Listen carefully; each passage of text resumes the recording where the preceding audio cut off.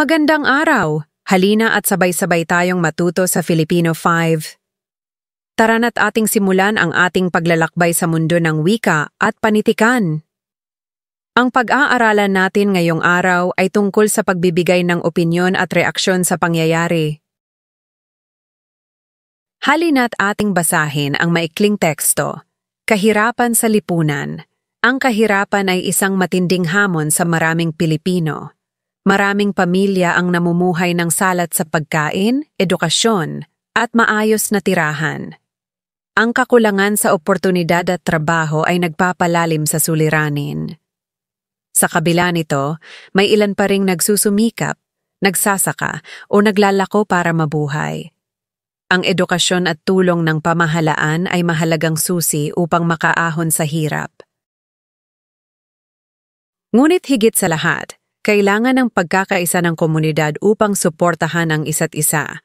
Sa pamamagitan ng kooperasyon, pagkamalikhain at determinasyon, posible ang pagbabago. Tanong, bakit mahalaga ang pagtutulungan ng bawat isa sa pagresolba ng kahirapan? Ano ang maaari mong gawin bilang kabataan upang makatulong sa mga naghihirap sa inyong lugar? Ibahagi ang inyong sagot sa klase. Para sa maikling balik-aral, panuto. Ibigay ang hinuha sa maaring susunod na mangyayari. Sitwasyon. Habang naglalakad si Ella pauwi mula sa paaralan, biglang dumilim ang kalangitan at bumagsak ang unang patak ng ulan. Wala siyang dalang payong o kapote. Tanong. Ano ang maaaring mangyari sa susunod? Ibahagi ang iyong sagot sa klase. Suriin ang larawan na ito. Tama ba ang ginawa ng bata? Oo o hindi? Bakit? Kung ikaw ang nasa sitwasyon, ano ang iyong magiging reaksyon? Paano mo maipapakita ang iyong opinyon sa paraang magalang? Ano ang tawag sa inyong ginawa na pagbabahagi ng iyong saloobin? Ang pag-uusapan natin ngayong araw ay tungkol sa pagbibigay ng opinyon at reaksyon sa isang pangyayari. Panonood. Panoorin ang isang video clip tungkol sa pagbaha sa isang lugar. Source: 24 oras. Pagbaha at pinsalang idinulot ng Bagyong Karina. Para maiwasan ang copyright claim, ay mangyaring i-click lang ang link na nakalagay sa description ng YouTube video na ito para sa videong panonoorin.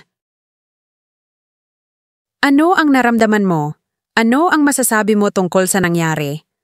Ang unang tanong ay tumutukoy sa naramdaman. Ang ibig sabihin nito ay nagbibigay ka ng iyong reaksyon sa nangyari.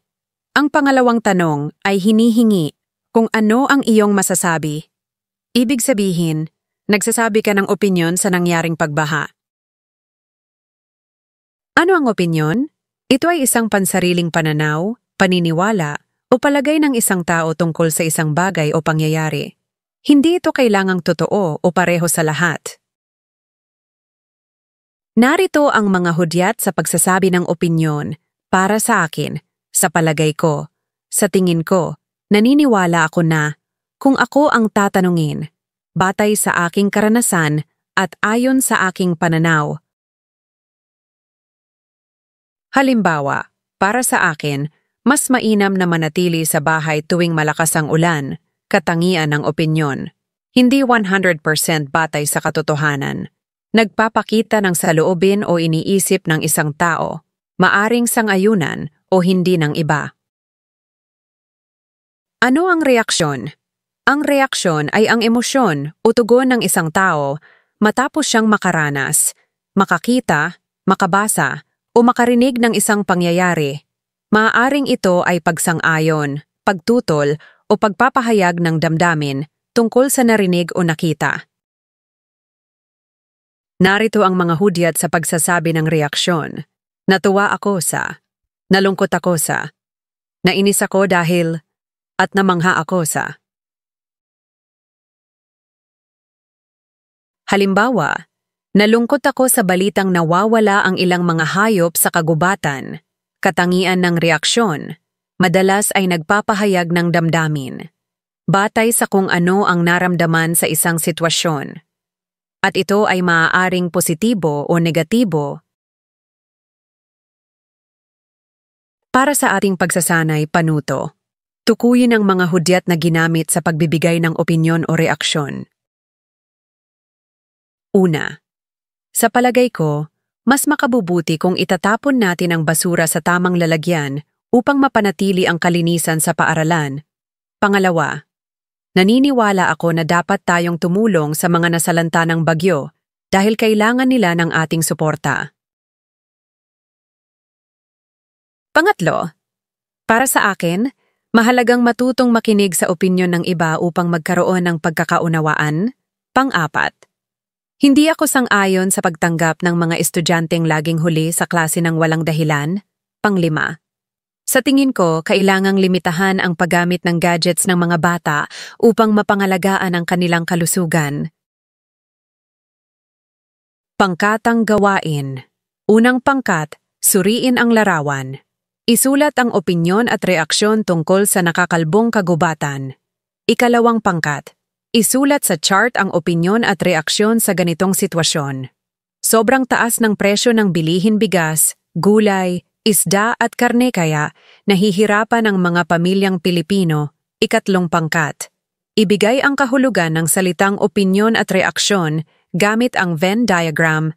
Ikaapat na pangka, bakit mahalaga ang pagiging magalang sa pagbibigay ng opinyon?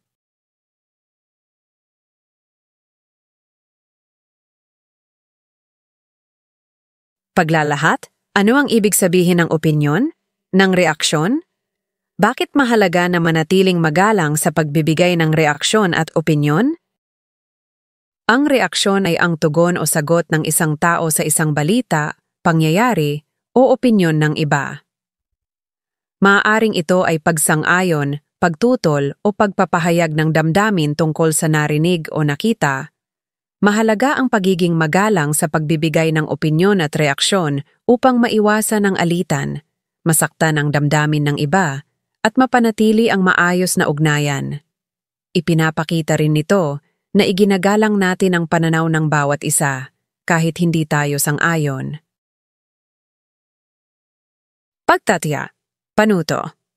Ibigay ang iyong opinyon o reaksyon batay sa pangyayari. Gamitin ang angkop na hudyat ng pagbibigay ng opinyon. Isang kaklase mo ang palaging nangungopya tuwing pagsusulit.